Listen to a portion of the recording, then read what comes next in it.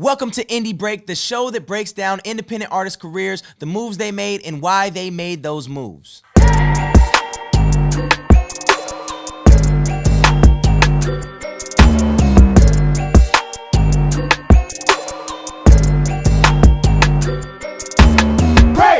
Welcome to episode 2 of Indie Break. I got my co-host Adam Ramey. What's good? And my guy J.Rob the Chief. Yes, sir. All right, so what we do on Indie Break is we like to talk about the beginning to where you are now, what breaks happened along your process and things of that nature. So I guess for everybody watching this, how long have you been making music? When did you start? You know what I'm saying? Yeah. I've been writing music since I was like 9. Okay. My dad had me writing, bro. So it was like I had to write. I feel like I tell this story often, but I had to write before I could play the PlayStation or go hoop outside. Like, oh, that's hard. That's cool. It was homework and then write, and then I can go. So, your pops made music too? Oh yeah, he was an artist. He was an artist out here. He had a studio on 33rd in Glendale. Okay, fire. And I want to buy that building one day. You know what I mean? That's hard. But yeah, he was an artist. He performed at the State Fair out here. He was in a crew called Deaf Ecstasy. Deaf Ecstasy? Yes. Yeah. Okay. Deaf Ecstasy. Yeah, I remember a lot of shit. I was probably around a lot of shit that I shouldn't have been around, bro. Like females. Like I was at the studio with him. Like okay, so he he lived the typical rapper life. Oh yeah, He introduced you but to I was the a life. boy, so it's like I was around shit. You know what I mean? So it was cool. When did you? So you started writing at 9. Was it already like something that you felt like this is what I'm gonna do? Oh yeah, always, bro. So you were taking it serious from the jump. Were you doing shows? Were you doing contests? Were you doing anything crazy like as a kid? Yeah, I was performing at the family reunion. Okay. Every family reunion, That's sick. me and my dad were performing that, so it was cool. You know what I mean? That's dope. It went from that to like dancing like Michael Jackson. You know what I'm saying? You know? Yeah, So just I would wildin'. rap, like I remember one year I remixed a Bow Wow record, and I was like 8. Yes. Bow Wow was like, you know. As a kid and seeing Bow Wow and Romeo, you were yeah. like, I'm about to be on. I'm better than both these dudes. I could do this. Yeah, for sure. That's exactly what it was, and it was dope. It was cool. It was I fun, can definitely relate. Okay, so obviously rapping at the young age, and then as you got into, I feel like people really find their strides, like, you know, in high school and things like that. So high school comes along, you never stopped writing. You've been writing this entire time? Yeah, so I was always, so my pops passed when I was 10, Okay. and then so it was like I kind of had that little pause at that time. It was just kind of just like, Right. but I'd say like 11, 12-ish, I started writing again.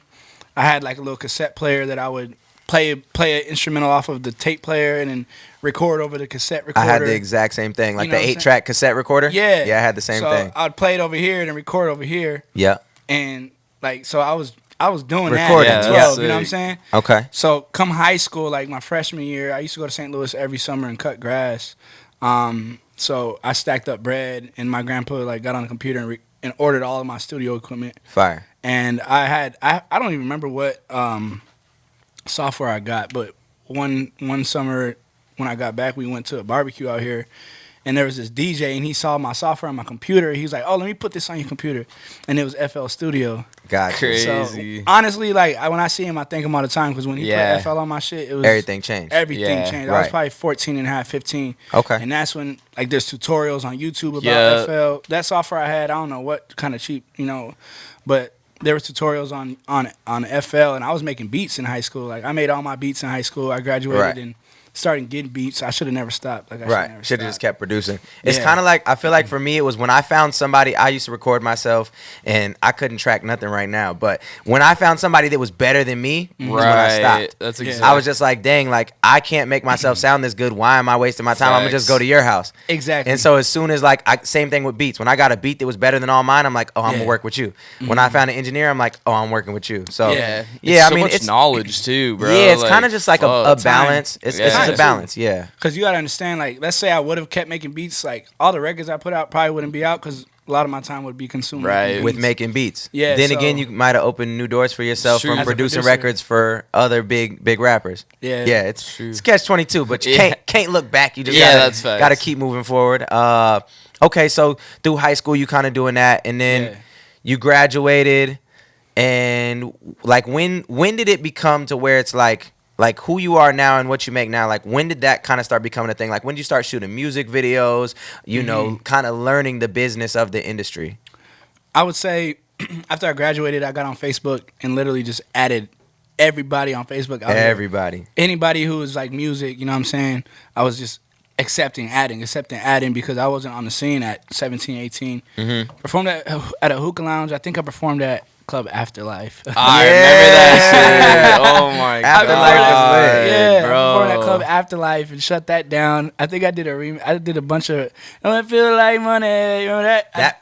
That song is like still top 5 favorite songs of my life. Like just because I have like some memories that I won't speak about on camera, but just that song when it comes on, I'm just like, hey, back to back, I'm in the mix. Bro, that beat drop. Yeah. No, so I tore that up at Club Afterlife, and I gotta hear this remix sometime. I gotta find it, bro. Yeah, I need that.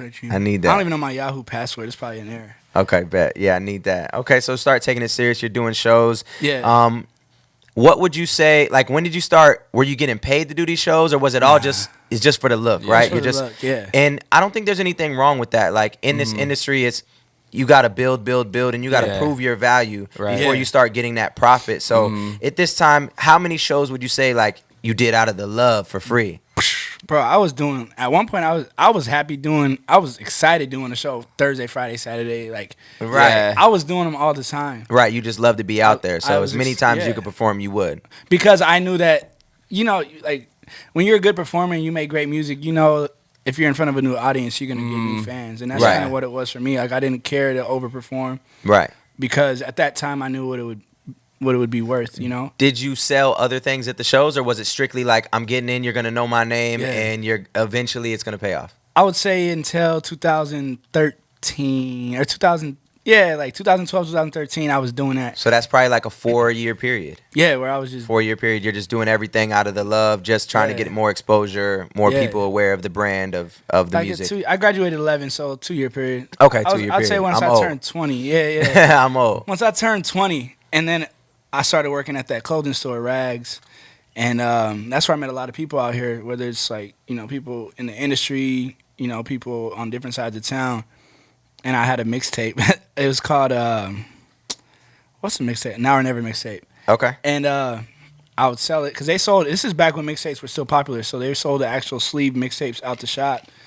And I threw At mine Rags. At Rags, yeah. So I That's I threw mine in the case too, and they would check out over. I knew how much change they had left. You know, Right, so right. I'm like, Be like, "Hey, oh yeah. $5 for my tape. If you don't like it, you can come back and slap me and put it on World Star. Literally, that's what I told them. Right, They're right. like, what? I'm like, yeah. But- if you don't like my shit, you can come back, slap me, and put it And that on never World Star. happened because dope. everybody rocked It with never it. Yeah. happened, bro. And I think that's a cool point, and maybe this happened for you too. But like having jobs where your job can lead to connections, that can lead to Absolutely. fans, that can lead to income, that can lead to all these different things. Like, did you ever work anywhere that like helped your career, or you made any connections? Yeah, whenever I was working at that Independence gym place, I mean, Yeah. bro, that gym is like a mecca for bodybuilders and like personal trainers and shit, and just like, you know, I mean, CT Fletcher would come there and Okay, like and all he's- these big. what does he do? Just Bro, a big he's a huge bodybuilder? fucking bodybuilder motivator, like Okay. massive So following. just influencers with mass following you linked up with from working there. And there was a ton of influencers there. They would like train with the trainers and stuff like Right. that. But yeah, and it's in the mecca of Scottsdale, so you just Yeah. get super plugged. You never know who's gonna walk through the door. Facts. So So yeah, being in a dope location, being able to be around influencers or people that have some sort of following,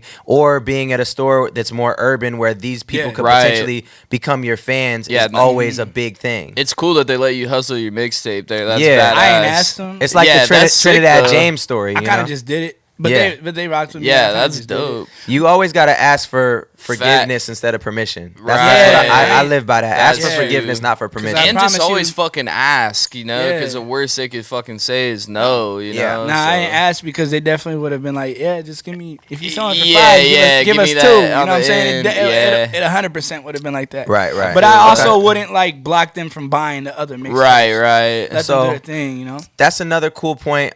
Is just like, I guess, the grind. The grind that people don't understand is like, sometimes the artist has a really cool persona. They Yeah. look like this, they're doing this, but behind closed doors, they're working a 9 to 5. Yeah. Right. So like, fill me in on the J.Rob 9 to 5 journey. Like, you worked at Bro. Rags. Where else did you work while still pursuing being a musician? And how hard was it to balance those things? So I went from Rags. I started at Fly at Metro Center.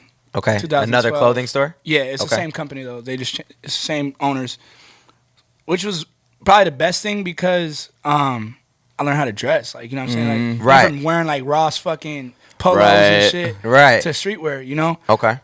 So Fly ended up a manager at Rags at Arizona Mills, and then from there I had a baby on the way. Okay. So I was like, all right, I need to make a little more money.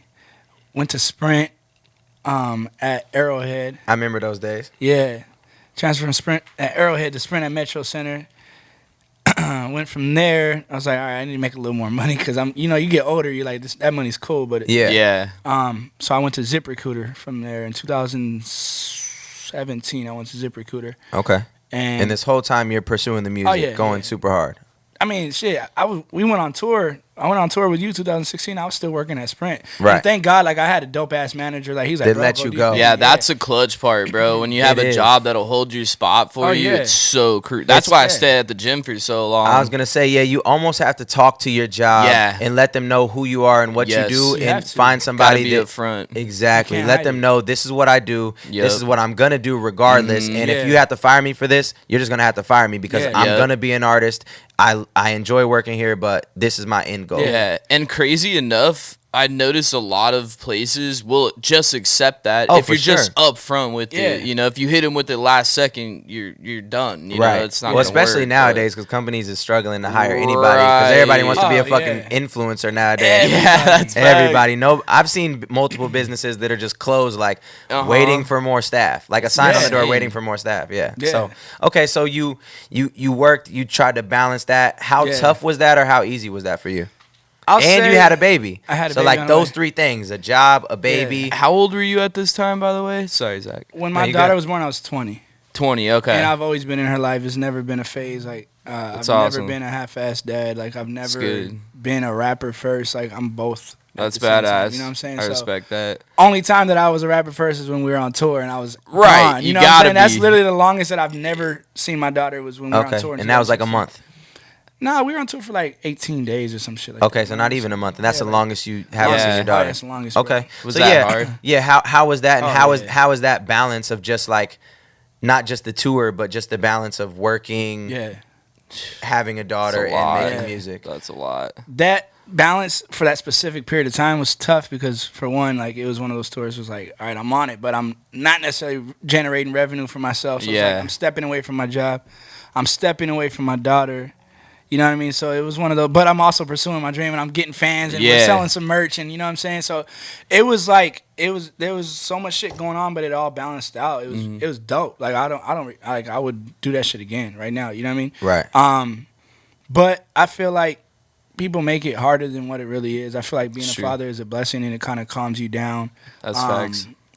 And you have to decide personally how much you let it affect you. So if you find that balance, like right now, I see my daughter, you know, from this time of the week to that time of the week, and I don't miss that time. But I also know that when she's not here with me, I have my time for myself. So you have to find that balance and be able to execute when you have your time to execute, and also put that shit to the side when it's time for your kid. You know, what I'm saying? Right. So Great that's what I do, advice. you And know that's what I mean? regardless if you're married to your baby mom or you're not, or you're with or you're not. Like just now I'm experiencing it. You have to carve out that time where it's like, I know that my baby's routine to go to sleep is from 6 to 7. So no matter what I'm doing, I drop it and go home and make sure like I give him his bath, like I tuck Yeah. him in, I put him to bed. And that's something that no matter what my situation is, like I need to do that. Yeah. You So have to. yeah, and just finding those moments throughout the day to make sure like I kind of know his schedule, when he's awake, when he's asleep, and making in. sure that I'm popping in and giving him that love and affection that he needs during those times. It's Yeah. awesome. I Uh, respect that a lot. Yeah, so it's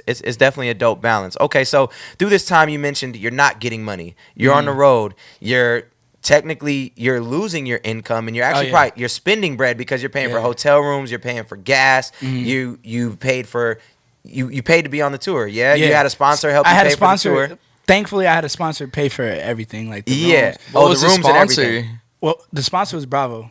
Oh, Tip or okay. Pay, but now they're Famigo. Okay. Yeah. So fortunately, I had a sponsor take care of all that travel. Like we had a little bus. That like, helps so much. Dude. Yeah. bro. Super So dope. it was less stressful. Only stressful thing was one, not seeing my daughter, not Yeah. bringing in revenue, which I Right. wasn't really stressing over. Right. But you were Um, selling hella merch though. Bro, hats were flying. Yeah. That's when we had the full chief on the front of the hat. You know Yeah, what I mean? yeah. Shirts were flying. We ran out of merch. Yeah. We ran out. That's it's tough to know how much merch to bring on yeah. tours God, and it's stuff. so fucking If you're a great hard. performer too, like as an opener, like you can make bands. Bro, I was Absolutely. crowd surfing. Yeah. Yeah. No, you were a great I was opener. out there surfing, bro. Yeah, Like, you got to. I still. But I that look makes back- an impact on people, you Oh, know, yeah. and then they come up and they're buying all your stuff, you know, and then you're making like more money off that than the guarantee itself to show, Yeah. you know, like Yeah, one of the best things that you could possibly do when you're opening for an artist is make sure you meet every fan. 1,000%. Make sure that you say, I'm going to be at the merch booth. And like Yup. something that I do is like, I say, I'm only signing things that are my merch. Yeah. And that always makes more people buy That's your merch smart. and do all that. So yeah. I never thought of that. Yeah, anytime you're opening for an artist, it's like I say my name hella times. I tell them where to follow Yeah. me. Then I say I'm going to be at the merch booth. And then I say I'm only signing, well, I say booties, boobies, foreheads, and my merch.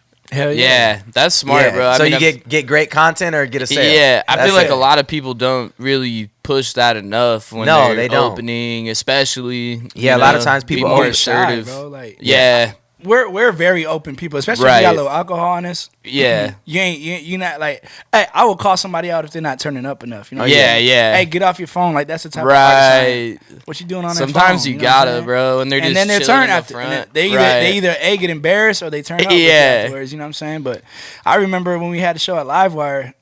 Oh, I miss that venue. I went into the crowd and I got lost in the crowd, low key. Like I didn't know how to get up, and I just like tapped on this big ass fool, like, "Hey, Pick me up. And he that did. fool pick me up, bro." Yo. And it was just like I started Surf walking. back to That's the front. Bro, I started hard. walking on the crowd, and then I surfed back to the front. Yeah, so it gets it's like- crazy in that venue too, Oh yeah, bro. oh yeah. But that's definitely top 5 artists. Yeah, that's Yeah. sick as that fuck. crowd walk. You know Yeah, what the I'm saying? crowd walk is always a joy. Okay, so to break it down, it's like you're doing all this, you're not necessarily getting paid, so you haven't really had a big break yet. Yeah. So after you get off this tour, how do you feel? Like it's your first tour. What happens when you come home, and how do you feel about it? About everything, about I life, was- about music, about everything. Damn, bro. That was one of those moments like when I had to go back to work. Yeah. Like I probably caught off a few days. Like I just, Yeah. Cause tour was like I was at a high, bro. Like I was Yeah. talking at a high. Did the bro. post-tour depression kind of It- hit? Oh, yeah. 100%. There was definitely post-tour depression, bro. I'm calling my guy from Vegas, like, bro, I don't know if I could work. Bro. I know. It was that bad. hard. Yeah. It was all raining outside and shit. It felt like Seattle because it was sad as fucking Seattle. Yeah. Yeah. Oh, It all felt the like Seattle. time. I felt like I was in Bro. Seattle. It's all dark and cloudy. It I was- know. I say it's sad and there's outside. hella homeless people in tents and No, stuff. but when I It's- came back from tours, like the weather followed us. It's all sad Yeah. outside Oh, So I you were feel just you. back here depressed, like, damn, I wish I was Yeah. still on tour. Yeah, I'm bro. sad. I don't know how to. I can't go back to work. and shit. I can't go stand in front of a store. And literally, that's what would happen. Like, J-Rob, why you working here? You know, and this is, you talking 2016. Yeah. Why you working here, J-Rob? And I'm just like, nigga, shit. Like, you know, I gotta do what I take care gotta of my do. baby. That's Yeah. what I said. I gotta take care of my baby. That's what I was telling him. Maybe, all right. Literally, that's what it was. Like, 'cause but like if I didn't have a child, I probably would have moved to LA or Right. been on some other shit, and I could have been on some more like, I'm not gonna work because like, you know what I mean? Right. Because I only had to take care of myself. Okay. But it's different, you know, having a child. Like it's like I couldn't be selfish like that. Right. You know? That's a fact. No, that's a fact. I can't imagine if I would have had Cadence 10 years ago, like what my Yeah, trajectory what your would have life been would and like, be like. how it would move. I think that my goal for music was always to live off of it at the end of the day. Like I just wanted to live off my music, no matter what that meant. I wanted to live off of it and make sure that my family and my friends were good, and like I didn't have to really stress or worry about nothing. Now, obviously, that's a big goal, but Yeah. I was able to achieve it. So for you now, you live off your music, right? So I guess take me back. Like, when did that start? When were you able to live off of music, and what things kind of had to come into place? Yeah. What big break did you have a big break, or what Yeah. happened? It was definitely, I had definitely had poor decision making skills in the process. Like it wasn't like, oh, I stopped working and now I'm making money. It was like I caught off work a few times at ZipRecruiter, and it was like, all right, yeah, I don't want to go. And then it was like I got Yeah. this. So I was always told like, if you get an email that says meeting with zero description. It was like, you're getting fired. So I got one of those meeting notifications because I caught off a few times, and I would go to the studio because the studio was literally, my job was on like rural and the 202, and the studio was on like by Tempe Marketplace. You know what I mean? Okay, so like 5-10 minutes away. Bro, right there. So I would call off sometimes and just go to the studio. And Stevie called me one day on my way to work. I just quit my job, blah, blah, blah. Stevie quit his first. Yes. Which is your main producer, or was your main producer at the time. Yeah. And then the same day I get the notification talking about meeting. I'm like, fuck. So I called my guy that just quit like a week before. He's like, yeah, bro, you got to go. He's like, if you get fired, you're going to lose your health. Like, you know, if you quit, you get that shit for 30 days. He's like, if you get fired, you know, you lose all that. So I was like, you know, I put in my 2 weeks. Then they just were like, well, we'll just let you go today or whatever. I went and got my wisdom teeth pulled. You know what I mean? I got all that done within 30 days, you know? But shit was cool. And then I won that I'll Beat Your Ass contest with T. Willie. So I got like $5K from that. Okay, so what was that contest? It was a contest. He made a track with Wiz, and whoever had the best verse would get $5K. And then they ended up giving the winner $5K and then flying him out to New York to be on Sway in the Morning. That's fire. So it was. And this is what year? This is 2019. 19. Okay. 18 is when the contest, like the Started. end of 18 it started. 19 is when they selected the winner. So March. Fire. Okay. So March they select the winner, and 2 days later, like I'm in New York on That's Sway in the crazy. Morning. Yeah, On with Sway. $5K in my PayPal. You know what I'm saying? That's Right. insane. Crazy. So my head was above water for a little bit. You know what I'm saying? Like I quit my job with like music was doing all right, but it wasn't like enough. You know what I'm saying? Right. You know, you randomly get features here and there, which a feature that can cover helps. rent, or two Right. features can cover rent. Do Sway in the Morning. A week after Sway told me, he was like, "Damn, J.Rob, your life." Like after the freestyle, he's like, "Damn, J.Rob, I'm gonna see you again." And he was like, "Hey, y'all going to South by Southwest, right?" He's like, "I'm gonna see you there, J.Rob." I was like, That's and then crazy. he looked at Woodley. He's like, "You see what I did?" Yeah. So then, like, you know, Woodley was kind of like, Plugged you. yeah. So then, literally a week later, I'm already back in Phoenix. One of Woodley's homies was gonna be late to one of his sets, and he was like, "Who can I call to come be there with me?" He's like, "J.Rob." He's like, "Can you be on a flight at 1?" I was like, "No." I was like, I had to get a haircut. You know what I'm saying? I was like, "No." I was like, maybe 2:30 because I hit my barber, and so got a haircut. Went to South by the Southwest. haircut's that serious? Hell, bro, I'm going You couldn't have got a haircut at South by? I don't know the barbers out there. All right, okay. The So I haircut got is that but serious. I wasn't missing nothing. It was just an hour and a half difference. You know what I'm saying? And so I got a haircut, got on a flight. I ended up in South by Southwest. I see Sway again the next morning. Yeah. And he's like, "Damn, J.Rob." He was like, You really came. "Your life changed, huh?" I'm like, Right. he's like, and I was like, I didn't think that my life was changed. You know, Yeah, it's hard to see it when you're in it. Yeah, but you also know, like, when you're an artist and you do it for a while and you know you're good at what you do, you know you're where you belong. So it's Right. not like, Yeah. I was never like, "Oh my God, this is happening." It was like, this is what's supposed to be happening. Did you never in your life have had a oh my God moment? Like where like you're just like, damn, I'm really here? I met It Andre, always I felt- met Andre 3000 on like the sidewalk What? on the sidewalk in Hollywood. I was like, the whole world froze, bro. Like, Right. Yeah, I'm talking that's like slow insane.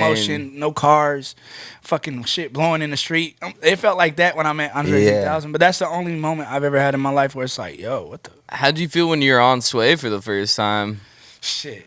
I'm in the corner just, Bro. and they're over there doing an interview, but there's a couch in the corner, and I'm kind Yeah. of just Yeah. like in my head, you know, like, and Sway's like, "J.Rob," he's like, "You're not finna hide in the corner, come on." I'm like, "Fuck." You know? So then, bro. that's one of the moments where I wasn't like, "Wow, this is happening." It's like, all right, I need to fucking execute. Yeah, Like, Did right. you prepare? You didn't really have time to even prepare. You had 2 days, Yeah, it was right? like, but I like, so you had to just rap something you already had. yeah, Yes. but I rapped like 3-4 different versions. Yeah, that- yeah. And then he Together. switched the beat. I'm like, all right, boom, here comes this one.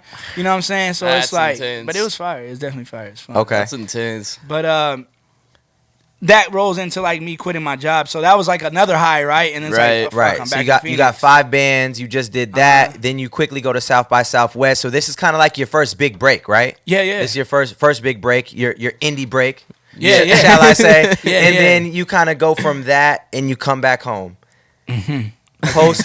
Post Sway depression. Post-Sway Yeah. depression. Again, and the day I get home, It's some pot of gold festival, and like I get home and I I'm watching. performed at that. Yeah, I'm watching Young Thug. I'm watching Post Malone. Just getting hella And inspired. I'm getting inspired. You know what I'm saying? And then Hungry. after that, I'm like, all right, shit, yeah, let's get it. But then it's also like I'm going back home. Yeah. right. Okay. How do you So- do you deal with the post-tour like depression? Is there anything that you do or like to get out of the mindset, or do you just live in it and just Now I'm way better at it, but it's like like before, bro, like I first quit my job, like you're in your head, you know what I'm saying? Yeah. Like I used to be in my head a lot, and now like I've learned, like, I'm not gonna lie, like after quitting my job, it's into that story. I lost everything, bro.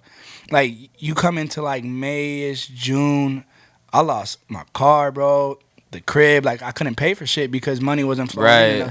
So my boy Jabbar took me in, and that's when it was like, all right, like this is when I gotta fucking learn how to be mentally strong. I'm living in the homie's crib. My daughter's here, like For free. Yeah, for free. For free. Shout out to Jabbar. Shout out to Jabbar, facts. 100%. Shout out to Jabbar. Yeah, Big shout out to 100%. Jabbar. Having a good friend that can do that for you, and just being Yeah. in circles where you do have people that can do those sorts of things Yeah. is huge. So 100%. shout out to, Yeah, that's my to brother for Jabbar life, or anybody 100%. Yeah. that kind of supports, because I feel like a lot of artists have that story where it's like they had the one big homie that let them crash Yeah. on their couch, or like 100%. let them do this or let them do that while they were getting their feet on the ground for real. Okay, so 100%. But you're- it's bigger than that for me. It was me and my daughter. You know what I'm saying? Yeah, So that's it's a like, lot. yeah, which is real It's crazy. big, Yeah. bro. Like, you And gonna he didn't have a big crib or nothing, right? No, he's got a decent crib. Okay, a decent crib, okay. Avondale. So there was solid. room. Yeah, There was it's room. definitely, yeah. Okay, so you come off of that, you're still struggling. Yeah. You catch this big break, which that's like the shit, like when everybody sees like, damn, J-Rob's on Sway, he's Right. with Woodley. That's like the end of the movie if it was a movie, you know. Yeah, But it's really but just it's the the- start, yeah, though. Yeah, so you know? then it's like people don't even realize like, okay, now I'm living at my homie's crib and I'm struggling and I'm broke Yeah. and all these things. So how do you pick up from there and get to the next? What's the next indie break? What's the next big thing that happens for you, and how long does that take to get there? I feel like after that, I kind of just honed in and focused, like, what can I do to, like, elevate some shit or, like, to make relationships. So when I won that Woodley shit, Yeah. Mike Perry, Platinum, he followed me. And he, like, gave me some credit or whatever. So I made a record called Platinum. And And Mike Perry is who? What is he? he's do? a UFC fighter. UFC Not anymore. fighter. He was a UFC fighter. Now he's doing bare knuckles. Okay. So That's pretty this dope. is probably, so I moved into Jabbar's June, July. This is October-ish. Okay, so it's like 6 months. No, like This is 4. like 4 months down, and I make Mike Perry a record. We drop it. Suddenly, I think I hit you suddenly, randomly. It started doing well on Spotify. I'm like, bro, what? Like, you're like, Yeah. it probably hit an algorithm or something. Yeah, you hit Discover Weekly. Something. And I'm talking like 4 weeks after it dropped, which was weird. You know what I Yeah, mean? It it's never like happened. that. Yeah, and then I go to Vegas. Mike Perry's gonna walk out to my record. You know, at UFC, I'm talking Kamaru Usman versus Colby Covington. Bro. Big fights. Big fights, bro. Like we saw some It was 3 belts. Max Holloway, How did that all come into fruition exactly? the Woodley, bro. Literally, I look at like Woodley's my brother, bro. Like everything that I have, like connection UFC wise. Hold on. Yeah, I didn't realize. Wait, hold on. Woodley, bro. Can we go there? Nah. Can we go there? Can we get there? Can we Hey, get there? hold Can on, we get there, bro? hold Can we on. get there, My bro? man got We paid talking though. about nah. He got paid, We though. talking about Woodley. Okay, so fuck all the music shit. All right. How did you feel when Woodley hit the canvas? Yeah, because that's your brother. When I tell you, bro, like I literally was looking at the TV, like I stood up and I slid open the back door and walk out. It's hard when it's someone you know. Like, Like, that's my girl's brother was in the UFC, and like when I was first with her, he was still active. And like when you see someone you know in there, it changes everything about the way that fight So- feels. No, I walked outside, bro. Like I was like, It's hard. I drank my ass off that night. Yeah, you was have hurt. to. You was hurt. I Oh was yeah, hurt, you was bro. hurt because I remember you going in. I said something to you on IG, and I didn't know if you was subbing me. Nah, and it he was wasn't- just it like, wasn't- it wasn't he's like, about you. anybody who say something to me, I got hands for you. Nah, but it wasn't for you. Like you already know. But nah, it's definitely like niggas like to like. You know, Yeah. Okay, so They like to sit in their armchair and talk shit. can we address the fact that, and then we'll get back to the music. Can we address the fact a lot of people are saying that the knockout is fake? Yeah, I don't know, and in all honesty, like I feel like that's something I don't care to ask. Like, you know what I mean? Like, I got enough respect for him to know. It's facts. In my eyes, like he respects himself enough to Mm-hmm. to avoid something like that. And shit, bro, people get caught sleeping. Like Facts, bro. a It little looked little legit homie to can me. knock out the big homie any day. You know All what I'm saying? day. It takes so one. It's like Just it takes just one. takes one. So like I have enough respect for him, and I feel like he has enough respect for himself to do shit the right way. You know what I Right. mean? So Clearly, other homies juice to the gills. So Right. yeah. So That man's okay, on we'll jump off of that. I seen the little fist curl from Jake, and they was talking about it was fake. You seen that? I think he curled was his just I trying fist? saw to fake that. him out though. Yeah. Like he was I don't know. going- I feel like Jake is cocky. Like that's some cocky shit. Like, oh, let me adjust my Yeah, shit. and it could You just be never know, habitual. bro. Right. It could And just it be could a be thing. when you're You know, training, they, bro. Like they touch their nose sometimes. Yeah, you know, that they, was- they that was got a big weird thing. things they do. you That was just a never big know, thing. bro. Like I do know that he did put his left hand down right before that swing. Yeah. Which, you know, It looked like he was trying to guard a body shot. That's though. what, and it that's could what have he been was. him. Yeah, because Yeah. you see that hand move a little bit. Yeah. You might have thought he was coming That's- down here to hit you in the body. That's kind of what I thought was you going know? on. And his hand is down here, bro. You can't get your hand up fast enough. And Yeah. You know what not I'm the saying? way he was throwing You know, him. I'm a professional boxer. You know? Yeah, we seen it. We seen it. We seen it. So back to the music side. Something that you did that I think is very clever, and it came from the Woodley stuff, was like you said, you made the song for the fighter. Yeah. You made that song, and it became his walkout. You made a theme song to somebody's Perry, life. yeah. Yeah, that's basically, badass. For right? platinum. And then when you discovered that, you started doing it more. So that platinum story connects to the Sugar Sean. Okay. So my boy And Jabbar, let's not even forget too, outside of Sugar Sean, which obviously is a huge UFC fighter, but it wasn't just him. No, I did Jalen LeCue. Jalen Me and LeCue. Jalen are tight. You rocked with. You tried to do a Michael Porter joint. I did, yeah. You did a couple joints. You started kind of making music for athletes, which Yeah, is yeah, really yeah. dope because if you can make music, it's like for an influencer. If you can make a Yeah. theme song to somebody's intro to their podcast or intro to their Yeah. YouTube videos or intro to their walkout song or theme song, like I did a theme song for the Suns, all those Yeah. different things.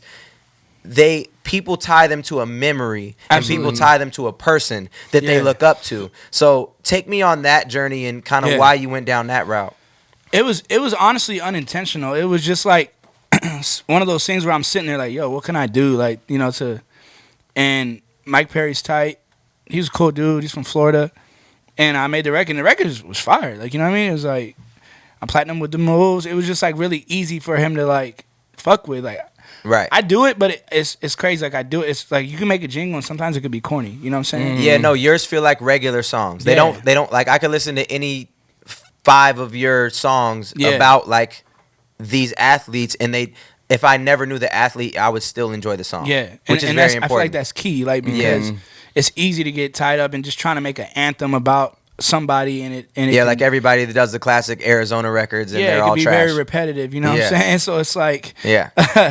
I'm I'm from Arizona with the cactus in the mountains, nigga. in the desert, nigga. Yeah, it's like, okay, cool, we get it. We live here, we get it. Yeah, But but yours don't sound like you're trying. They're effortless Yeah. and they're still cool songs. yeah. So go out to Vegas for Perry. He's supposed to walk out to my record, and they end up playing Tory Lanez Forever, which I was like, damn, this is my favorite record right now. And you could see when he's walking out, he's confused. He's like, what the fuck? So he lost the fight, and I feel like, honestly, psychologically, I feel like it fucked him up. It could have. I feel like it fucked him up because, for one, he's probably worried, like, damn, Yeah. I gave J.Rob tickets to the fight. He's expecting to hear his shit. And then there's all these people fucking Yeah. cheering and shit. I gave J.Rob these tickets. He's expecting to hear shit. Like, imagine getting ready to fight and you expecting a song. Yeah. You know the homie's there expecting to hear his song. I literally yelled, hey, Mike, don't trip. Like, I'm not tripping. I don't know if you heard me. Yeah. But it was like, I know that me personally, like, fuck, the homie's out there and he probably thinks I like, you know? So he ended up losing that fight, but he came back and bounced back. But in the process of me being at that fight, So you're bad luck. honestly, bro, I've been contemplating. Dude, you know it's weird. So you're bad luck. Sugar Sean cold though. So No, Sean's cold. Okay, Sean's I cold. can't really say that I'm bad luck because of that. Like Sean's been like killing Okay, shit, right? we'll give you that. We'll give You you, that. know, Okay, so dude loses the fight. Dude loses the fight, but before the fight, we meet up and he tells me like, hey bro, like you legit my favorite artist right now. Like, appreciate you coming out. So it was dope to hear that, and we're still tight. Like, you know what I mean? He's won fights since then. We'll say Okay. that. But in the process of waiting for the fight to start, me and Jabbar were at this casino, and he was at Floyd Mayweather meet and greet. So I'm just at this bar like chilling. A Max Holloway giveaway. Like I'm a real fighter fan, so there's like a Max Holloway giveaway. Yeah, that's sick. And this guy Joe Schmo, I don't know if you know Joe Schmo. He's doing interviews at the bar, and he's like, "Yeah, la la la la, fighting out of Glendale, Arizona." I'm drinking my beer. I'm like, Glendale, Arizona. Yeah, that's you. No, that's where you no. from. I'm saying that's where you from. Yeah. So he starts interviewing this dude with a little fro from Arizona. I'm like, Stop. and it was Sugar Sean. That's crazy. So, And Sugar Sean, no offense to him, he's not really popping at this point. Oh, Not well, for real, He was somewhat popping. He was still, but not like.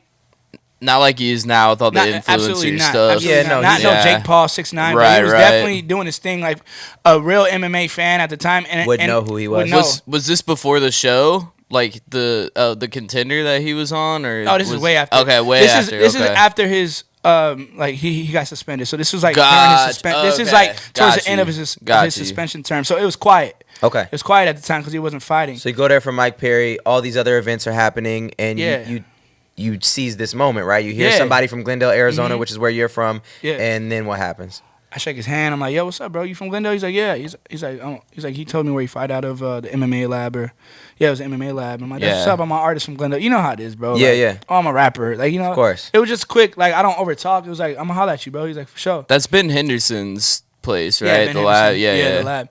So we don't talk. I get verified in March on Instagram. Okay. And this is it all ties together. Literally, I'm ironing my shirt for a job interview, and I'm like, fuck it, let me try to apply for this blue check one more time, you know? Wow. So I get my state trade name, I get my passport, I do it, like fuck it, I keep ironing my shirt. Uber's there because I didn't have a car. Uber gets there. Uber gets out the neighborhood, probably gets like a quarter mile down the road, and I get notified that I get a blue check. Wow. And I'm like, oh, shit. So it happened that fast. Bro, Yeah, that's wild. it used to take me like 2 weeks, 30 days to get Yeah, declined, mine took right? 3 To weeks. get denied, it would take me like long. Right. Bro, they approved me like that. That's Crazy. wild. And The blue check changed everything. bro, I'm in the Uber like, she's like, what? She's like, what? I'm like, my bad. I just got verified on Instagram. I'm trying to do this forever.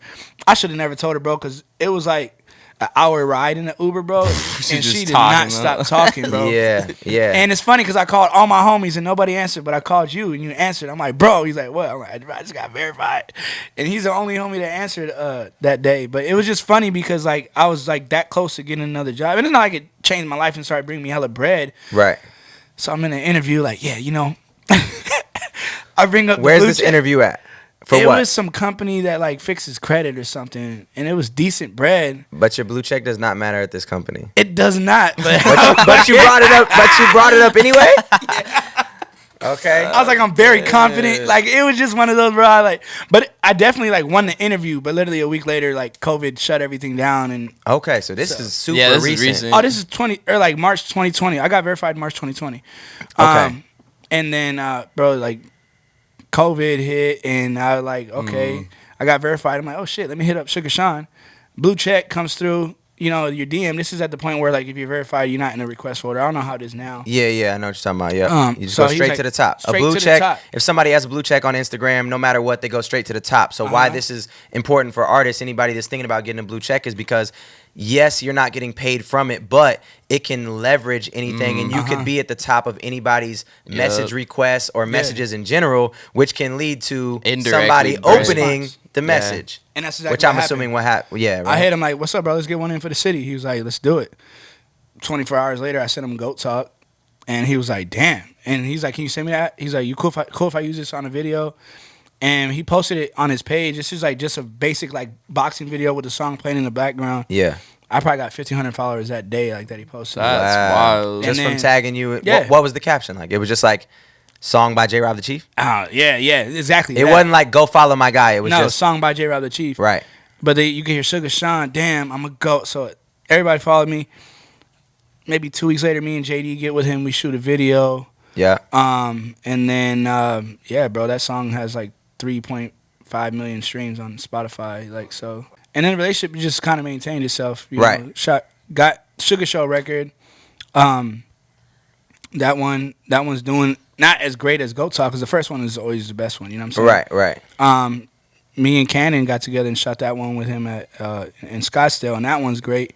So it's kind of just like right now there's 2 records flowing with Sean that are just really good. Right. That's And we got a dope. decent And friendship. he you know what I'm uses saying? them in like what type of things does he use them for? But he uses not just those. Like he'll use like Anything. some different records like on his vlogs and stuff like that. So there's definitely records that people find because he's using them. And Right. so- Which I think a lot of artists don't really understand and don't think to make these moves. But for me, collaboration outside of rappers has been one of the biggest things to boost my career, from the nerd Yeah. raps to all the people that I had on As Seen on the internet, Yeah. which is part of the reason why the new indie, I have content creators that you can book, and you can go on there and you could say like, you know, Sugar Sean could potentially sign up as an athlete. Yeah. People could send him songs and he could make a piece of content to him and help blow them up. Yeah, yeah. And that for you has been one of the biggest things in your career that's taken you from here to here. Yeah. That was one of your biggest breaks, right?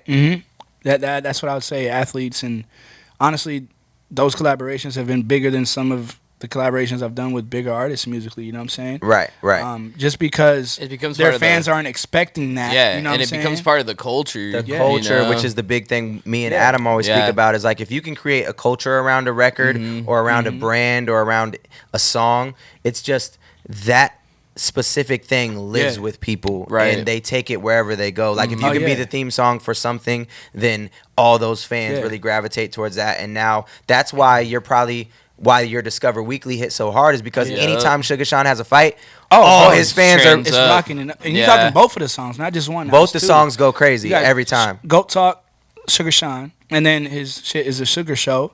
So I'm like, let me make a Sugar Show record. Now Right. the Sugar That's Show, hard. like, you know, it was one fight he walked out, and I was expecting to hear Goat Talk, and he ended up walking out to Sugar Show. So it's like Right. that shit was dope. You know? Yeah, that's Some- super cool. Something that I like to think about is like, obviously paying for services sometimes can be frowned upon, right? People are like, I don't want to pay for a feature, or I don't want to pay for an influencer, I don't want to pay. But at the end of the day, It's an investment. It's an investment. And any artist that's on a major label is paying for those things. 1,000%. So you didn't pay Sugar Sean, correct? No. It was just a relationship. But you got one song that has basically 4 million streams almost, yeah. and then the other one has what, like one? It's like 700 or some shit like that. 700,000. Yeah. But as his fights go, it'll hit 1 million Yeah, streams. absolutely. Plus, you've gotten a lot of other opportunities off of it. Mm-hmm. So, if you were to quantify that as far as like a financial, if you were to had paid 2,000 or 3,000 or 4,000 for that record, 100%. it'd be well worth it. Well, You know what I'm saying? you know So what I'm that's the thing that I think people need to realize is when you're paying for these types of things, you're not just paying for you're paying for the culture, you're paying for the influence, you're paying because this is going to boost your streams, you're paying because this is Yeah. going to be part of now your cosign from this person that's going to get you into new rooms, Exactly. new conversations, and help grow your career. Yeah. And it's cool that a lot happened. You just being there at the moment you needed to be there. Because, like, Yeah. you know, sometimes half the battle is just showing up and being there when you need to be, you know? Like, Yeah. I'm sure a lot of people miss out on opportunities because they're not at the right place at the right time. And if you're not at the bus stop when the bus leaves, the next one might not Yeah. leave for another 5 years, you know? So, Right. Bro, I could have been lazy, and Right. and at the hotel room while Jabbar was at Floyd can't talk. Floyd Mayweather meet and greet. But I was like, you know, I'm gonna go eat. I'm gonna go chill. You Yeah. know, I'm gonna go to this Being- giveaway and being see, in the you know what I'm scene. saying? And you know, what are the odds? Like literally, what are the odds? Like astronomical. yeah, So- Glendale, Arizona. I'm like, dog. Let's that's- tie that back into the journey of an independent artist, right? So as you're doing all those things, we talked about your big break with Woodley, but Yeah. how big of a break was the Sugar Sean shit? And obviously, like you said, you were struggling after South by. You're struggling after Sway. You had to move in with Jabbar. Now you have your own spot, correct? When the Sugar Sean dropped, I was still at Jabbar's. You were still at Sean's, When still at Jabbar's when when Goat Sugar Talk Sean- dropped, I was at Jabbar's. When Okay. Sugar Show dropped, I was at my own crib. at your own crib. So you're talking about a 6-month gap between. Okay, Goat Talk and so Sugar Show. what financially happened in that 6-month gap that allowed you to go from living at your homie's crib Yeah. to having your own spot? I'm gonna be honest, bro. Probably Goat Talk. If I'm being real, between Okay. Goat Talk and Platinum, and then since those records hit algorithmic playlists, it's like there's like a. It's like my other stuff started doing. You know what I'm saying? It's not like going crazy, but it's like Start All going through your the back music- catalog. All your Yeah. music started picking up because you got traction on the one record. yeah, Which is I've obviously seen that happen with my records, and it's something that's amazing. Yeah. Is when you have catalog out and your music is good. When one record blows, they all get boosted. So, are you, when you get your new crib, is it just that your record's boosted and now you're getting enough to pay rent just off Spotify, or is it that your record's boosted and now more people want you for features, more people want you for shows? Features are coming here, shows are happening. That's literally what it, bro. Like, even if you watch Sean's story, like, I might not talk to Sean for weeks, but his fans, every time they buy one of his merches, they're using Goat Talk or Sugar Show, like, on Apple. So it's just like, it's that's cool. Like, it was everything that happened to make that happen. It was worth it. You know what I mean? Like you It's said, if it would have took me paying $3K, maybe at the time I might have been hesitant. Yeah. But like looking in hindsight, if like right now, if I would have had to do it back then, it would have paid itself. Absolutely. Off, you know And that's the crazy thing. Like, when I look at all my big features too, it's the same thing. Like, I got most of my features from relationships, but if I had to put a price tag on like an NF feature now, if NF was like, it's gonna be $50,000 for a feature, that would have been worth it. I made 400, 500, 600,000 off that song. So it's just like all of those things. You're scared to make the jump, but if you really believe in yourself and you believe that you have a quality product in your music and you believe in who you are, that once people see the one, everything else follows. And that's something that I try to preach to people all the time, is like, yo, don't be scared to make the jump and don't be scared to make the payment, because once you do that, so many other things can happen and align for you. But it is really scary, right? It's scary as hell, bro. And there's times where, you know, like back then I lost it. Like I said, I lost everything. And to this day, you know, like as an artist, I'm not crazy big yet. Right. As an artist, there's great months financially, and then there's months where it's like, a little slower. I ain't doing shit this month. You know what I'm saying? Right. And I still have those months at times. You know what I mean? I'm not. But I also don't live this lifestyle to where it's like, you're not living above your means. I cook, bro. Like I cook for myself. I cook for my daughter. It's easier when I cook for myself because I can eat the same shit fucking 2 days in a row. Chicken and rice I'm straight. Day, I'm good. Chicken and rice, steak and rice, I'm good. Rabi Ranchero. Hey, you know what I'm saying? I can throw the kind of salad on the grill and eat that by itself. You know what I'm saying? So it's like, I feel like the biggest thing is not making yourself live this lifestyle that that we don't live. Like, you don't see act like you're still broke. You know? You know what I'm saying? Like I got my as much as you can. You know a car job. My shit is clean. But you know what it is. Right. You know what I mean? And you like it for you.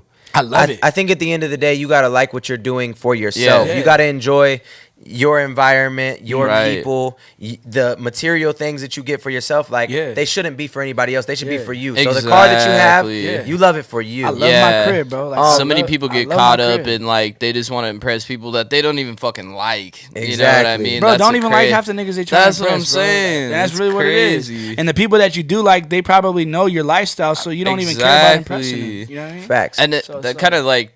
And then talking about like all the success that you've had with like working with the athletes and stuff, I feel like a lot of artists forget like the platform that streaming itself can give you, because every time you upload a track, it becomes a digital asset that can literally pay you the rest of your life. Exactly. Right. You told me drop more. Hey, every time you drop a new record, that's a new source of income. It's a new source of income for your entire life. Before we wrap up everything, we're talking about obviously your wins, you know, like this break and this break happened and it got you to live off your music and this thing led to this thing. Yeah. What L's have you taken? And also, like, I know of one, I wouldn't say it's an L, but you also have a song with a major artist, YK Osiris. Like, walk me through that and walk me through, let's start with L's. Like, how many L's have you taken, and like, have you ever spent a lot of money that didn't recoup, and like, kind of how did that go? That's probably a perfect example is you could be in a rush to get a feature and get the feature, but if you don't do it right, like book a video in the process. Like the feature was dope. He posted it on his page, he posted it on his story, left it up for a couple days or whatever. But if we would have waited and went and shot the video and dropped it, it probably would have ended up on Say Cheese without spending bread. It probably would have ended up on Academics without spending bread. So it's just like, to avoid L's, just really like, just get some structure in your ideas. Facts. Don't rush. Like, it's easy to get them on the phone and be excited and be like, yeah, I'm talking to these niggas and like, let me send them money right now. But I would just, moving forward, that's what I've done, you know, over the past, I'd say 5 months, is I've been more structured and I've been more focused on making sure that every decision I make musically is better for me, rather than just like, fuck it, I'm gonna do this or I'm gonna drop this. Better in the long run. In the long run. Like, I don't know if that's you noticed, hard to do too. Yeah. Like, I don't know if you've noticed this project that I'm dropping. I've never taking this long to drop a project. Like I'm Yeah. usually just like, all right, 2-3 weeks is coming, like I'll announce it. But I'm doing an album listening party. I'm doing 30 days to pre-order. I'm doing a show 2 weeks after the drop, so these fools know the lyrics. Like it's structure, and that's what I've just avoided doing. Is just for future L's, I'm getting more structured. I'm getting more.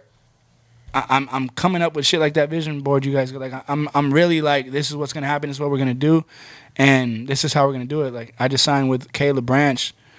As far as management goes with NPR Entertainment, and he's more structured. And I've become more structured over the course of the last few weeks because of his Just structure. being around him. Yeah. Yeah. Yo, here's an Apple Calendar.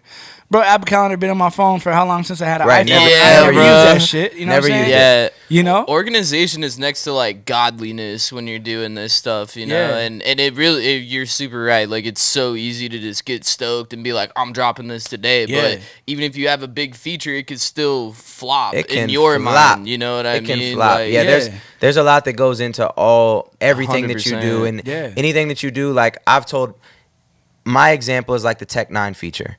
It was like I had the record ready for Tech a year and a half before it dropped. I sent it to him like a year and a half before it dropped. Damn. And so like I knew that was the perfect record for Tech 9 and nobody else. So I was not dropping that record no matter how long it took until he sent that verse back. And because of that, that song has 10 million streams. That's crazy. So it's just a matter of patience. like waiting for that moment and knowing, like, especially if you're a good artist, you know you can create a moment, another moment, another moment. You True. can create a song, another song, another song. Yeah. So when you have something that feels like it's worth something, you hold on to it until your moment comes to release that thing. I really hope people hear this and they take that advice because that's so true. Like that's so much game right there. And you learned that, I guess, with the YK Osiris joint. You didn't get the video. Yeah. The main artist thing messed up on.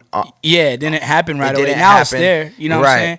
So But there was just a lot if I that- would have waited like 40 days, submitted it, and then hollered at everybody like, yo, this is what needs to happen. This is how it should be. Then submitted on. Maybe even gotten a distribution deal to push it even further. And something big like that, editorial you know what I'm saying? playlists, you exactly, know? something like that. Yeah. But like I said, the way my mind is now differently. Like the way I look at it is like, bro, I get in the room with YK one time. Like I'm a Facts. likable person, bro. Like that's just what it is. He's gonna be the homie. You know what I mean? Right. I might end up writing for dude. Like you just never know. Like so, True. I don't ever like look at shit like fuck. I'm just like, all right, bro. I learned from it. Like what it is, what it is. Just like That's good. just like if I look at a shorty, I like I'm Yeah. I'm a getter, dog. Yeah. It's just what it is. You know what I'm saying? So Yeah. No losses, only lessons for you. Only That's lessons, facts, yeah. man. Yeah, no I losses, really hope only people, lessons. if they take anything from this episode, that's the main thing that they take away from it. You know, because Yeah. that's such game. yeah, for if you see people a shorty right that you there. want, you're gonna get her. Yeah, That's the main part. yeah. Okay, I think last thing, since you just mentioned your management, like, what sort of team have you had around yourself throughout this whole process? And Good question. how do you value that? And yeah.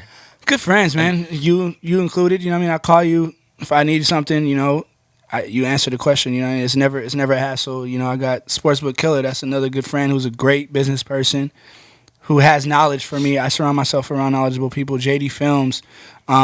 We have knowledge in different areas, and we all uplift each other. And Jabbar, of course, like, you know, you see what he did for me in my time of being down. I feel like, you know, I got a homie, Eli. You know, Eli, he went on tour. I surround myself with friends that I could be myself around. Like when I was broke and I lost everything, I had no shame in telling my friends, like, hey, bro. Right, because they're all real. Yeah, we're and all you real. and you were real along the process, so you Always never real. fronted and kept I up an never image had to that be you. like, you know what I'm saying? Like, hey, bro, like this is what I feel like. Just surrounding yourself around genuine people, real people that can put you in check and talk shit to you. Right. And you don't get butthurt. Bro, that's you know what I'm so saying? true. Like you don't get butthurt. But over none it. of these people you're listing were ever technically on your team, right? They weren't employed by J.Rob the Chief. Nah, so they just- did you ever have anybody that was employed by J.Rob? Did you have managers? Did you have anything of that nature that got you here, or was it all just kind of you maneuvering situations? I've never employed anybody. I want to give a shout out to John Wick because a lot of the stuff over the last 18 months happened because of him as well.